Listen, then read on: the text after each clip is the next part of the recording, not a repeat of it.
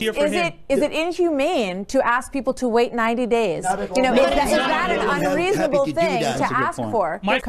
Stepping back, leadership matters. Leadership in the Muslim world matters as well. Right now, the narrative on Islam is defined by Daesh and ISIS. I want to look at proven models versus shallow theories on how to address this.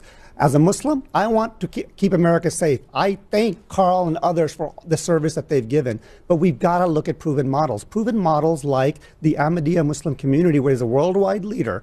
His Holiness Mirza Masroor Ahmad has led people in 206 nations with 0 acts of terrorism. So in order to keep America safe, and he has said, let me tell you what he said, a Muslim leader, he said, our mosques are open. Transparency is important to trust, and opening up and living in a democracy. So I think if we understand Islam, if we truly, as Americans, understand what true Islam is versus these shallow theories and this misinterpretation, we will be able to keep America safe. And that's the conversation I want to have. All right, we're going to take quick questions. And one of them is this, what you were just talking about, the feeling that it represents or is against all Muslims. And I think that's one of the most serious things that we have to deal with here, because I think that the order is designed to protect us from violence.